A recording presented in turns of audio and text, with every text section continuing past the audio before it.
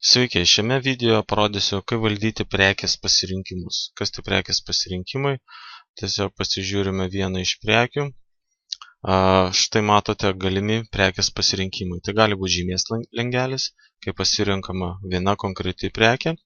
Ir matote, galima pridėti papildomą kainą už atitinkamą pasirinkimą arba nepridėti jūs visai. Taip pat pasirinkimo laukas, kai galima daug laukų pasirinkti ir atitinkamai prisideda kaina. Atitinkamai tekstas. Čia panašus kaip žymės langelis, tiesiog iššokantis drop-down meniu irgi pasirinkimas atitinkamas.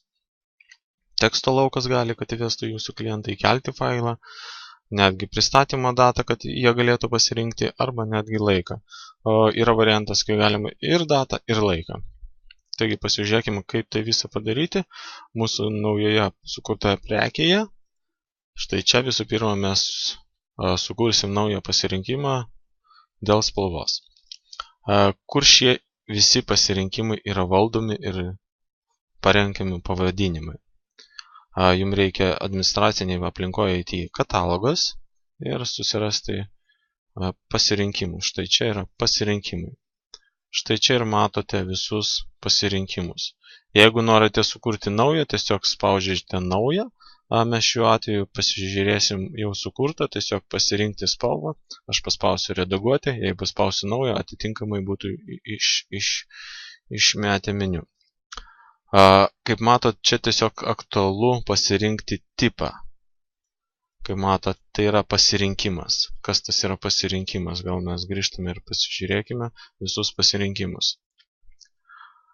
Pasirinkimas štai yra štai toks. Tipas. Pasirinkti. Taip. Sekantis yra žymės langelis. Pasižiūrim žymės langelį. Žymės langelis matote, tai pasirinks vieną iš kažkurių pasirinkimų. Pasirinkimo laukas, tai kai galės daugiau pasirinkti. Ir daugiau sekantis visi, kokį jums reikia, tokia ir susikonfigūruojat. Mes šį kartą pasirinksim pasirinkimo laukas, kad mums išmestų... Ne pasirinkimo laukas, mes minėjom, sukursim spalvą, tai mums reikia atitinkamus pasirinkimus pagal spalvą pasirinkti. Taip, pasirinkti. Štai mato, čia jau yra sukurta raudona, mėlyna, žalia spalva. Mes galim dar įdėti bet kokią kitą spalvą, tiesiog įrašyti spalvos pavadinimą keliomis kalbomis ir tiesiog išsaugoti. Šiuo atveju nesaugau, tai primenu, tai yra katalogas ir pasirinkimai. Ir štai visi yra pasirinkimai. Vienas iš pasirinkti spalvą, bet jūs galite pakeisti jį arba tiesiog sukurti naują pasirinkti dydį, kas irgi dažnai aktualu, ir suvesti reikiamus duomenis. Toliau, nustačius, sukonfiguravus pasirinkimus, jums reikia eiti į prekes ir priskirti šios pasirinkimus. Taigi, einam į katalogas, taip, produktai, išsirinkam prekę, kurią mes norėsime redaguoti ir priskirti pasirinkimus, ieškome mūsų naujos prekės, kurie buvo suvesta. Štai šitą yra prekė, spaudžiame redaguoti ir iš karto einam į pasirinkimų lentelę. Štai mato, iškart pelės klavišų paspaudžia, išmetė mums jau sukonfigūruotus pasirinkimus.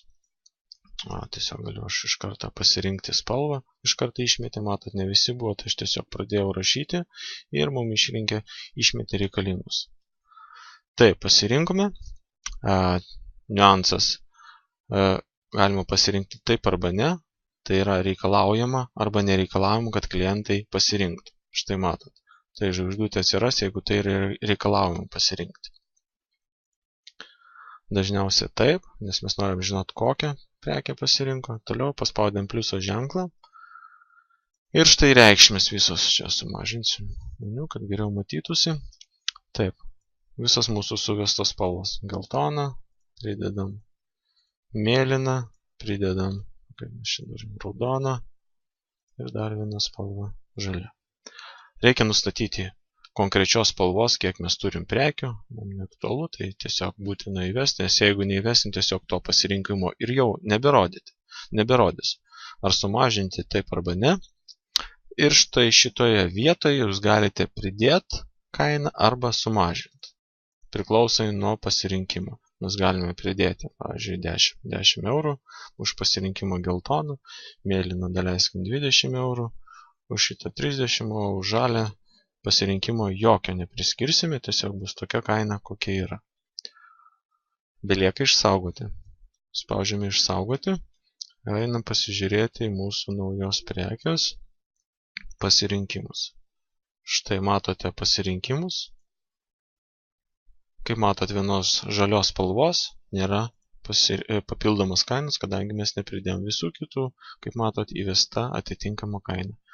Štai taip reikia sukurti pasirinkimus. Ir dar vienas niuansas, tai matot, žvaigždutė raudona, mes pažymėjome, kad būtina pasirinkti tos prekės tam tikrą pasirinkimą.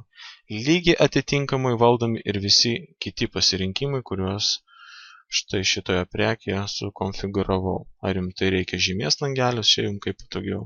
Ar pasirinkimo laukas, tai kad, pavyzdžiui, pasirinkės 1, 2, 3 ar 4 pasirinkimą, o lygiai taip pat tekstą, šitą mes jau parodėm, arba netgi privalėtų klientai vesti, pavyzdžiui, kažkokį tai tekstą jums nusiųsti prieš perkant šią prekę, irgi galite susikonfiguruoti lygiai taip pat. Ar netgi įkelt failą, datos ir taip toliau. Grįžtame. Taigi pagrindiniai valdymai yra katalogas, pasirinkimai. Nustačius pasirinkimą, einame į katalogas produktai ir norimam produktui priskiriam pasirinkimus.